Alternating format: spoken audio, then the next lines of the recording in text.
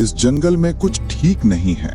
जरा देखिए, देवदार के पेड़ अजीब तरह से मुड़े हुए हैं और मकड़ी के जाले भी टेढ़े मेढ़े लटके हैं। जमीन पर लाल कीड़े रेंग रहे हैं, पर उनके शरीर पर बने पैटर्न तक बिगड़े हुए हैं। ये सब सामान्य नहीं है।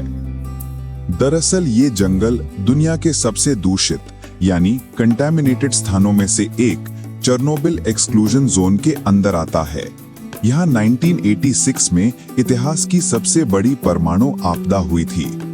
आज भी यहाँ घातक विकिरण मौजूद है।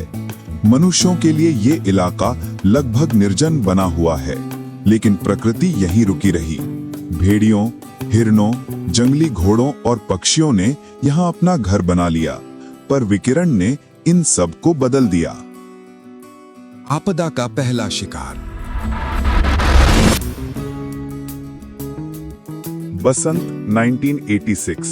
रात के अंधेरे में चेरनोबिल प्लांट का रिएक्टर 4 फट गया। आयोडीन और सीजियम जैसे अत्यधिक रेडियोधर्मी पदार्थ हवा में उड़ गए। ये विकिरण हर जीव की कोशिकाओं में समा गया। धमाके के 30 मिनट बाद एक हिरण को लीजिए, उसे चक्कर आ रहे हैं, वह मुश्किल से खड़ा हो पा रहा है। विकिरण ने उसके पाचन तंत्र को जला दिया है।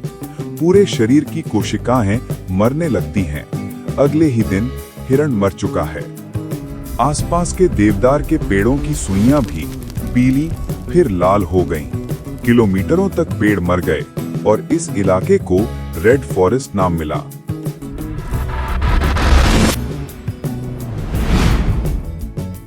कुछ ही दूर प्रेपाट शहर में एक शेफर्ड कुत्ता रहता था। उसे थकावट और मतली महसूस हो रही थी। उसके मालिकों को रेडियो पर सूचना मिली कि पास के प्लांट में एक हादसा हुआ है, लेकिन सब नियंत्रण में है। लोगों से कहा गया कि वे सिर्फ 3 दिनों के लिए शहर छोड़ दें और अपने पालतू जानवरों को पीछे छोड़ जाएं। मालिकों ने सोचा कि वे जल्द ही लौट आएंगे, इसलिए उन्होंने कुत्ते के लिए कुछ दिनों का खाना छोड़ दिया। पर सोवियत अधिकारी झूठ बोल रहे थे। लाखों लोगों की तरह ये परिवार भी कभी वापस नहीं लौटा। 3 दिन बाद खाना खत्म हो गया। चौथे दिन कुत्ता खाने की तलाश में खाली सड़कों पर निकला। अचानक गोलियों की आवाज आई। अधिकारियों ने आवारा कुत्तों को मारने का आदेश दिया था, ताकि वे रेडियोधर्मी पदार्थ न फैलाएं। कुत्ते भागकर जंगल में छिप गए। अगले 10 सालों में विकिरण का स्तर काफी कम हो गया। आज ये इलाका यूरोप के सबसे बड़े प्राकृतिक रिजर्व में से एक है। भेड़ियों के झुंड, लिनेक्स, मूस और लोमड़िया यहाँ आबाद हैं। और हाँ, यहाँ उन छोड़े गए पालतू कुत्तों के सैकड़ों वंशज भी हैं। लेकिन उनका एक मौन साथी अब भी मौजूद है, विकिरण। यूनिवर्सिटी ऑफ साउथ कैरोलिना के प्रोफेसर टिमोथी मोसाउ कहते हैं कि विकिरण के संपर्क में आने का पहला संकेत आंख में मोतियाबिंद होता है। चेरनोबिल के कई जानवरों में ये देखा गया है। यहाँ की जमीन भी बदल गई है।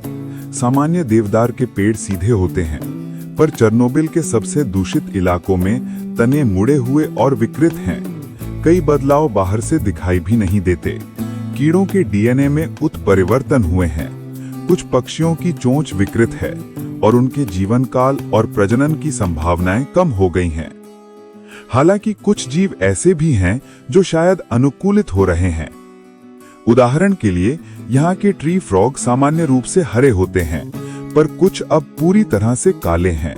ये काला रंग मेलानिन के कारण है, जो उन्हें विकिरण से बचाने में मदद कर सकता है। सबसे चौंकाने वाली बात है वो काली फफूंद, जो रिएक्टर 4 के ठीक अंदर पनप रही है। कुछ अध्ययनों से पता चलता है कि ये फफूंद गामा विकिरण को ऊर्जा के रूप में उपयोग कर रही है, ठीक वैसे ही जैसे पौधे सूर्य के प्रकाश का उपयोग करते हैं। चेरनोबिल हमें दिखाता है कि हमारे कार्य प्रकृति पर कितने गहरे निशान छोड़ सकते हैं, पर साथ ही ये भी कि प्रकृति कितनी अद्भुत रूप से लचीली और विकसित होने में सक्षम है। ये जंगल आज दुनिया की सबसे अनूठी प्रयोगशाला है।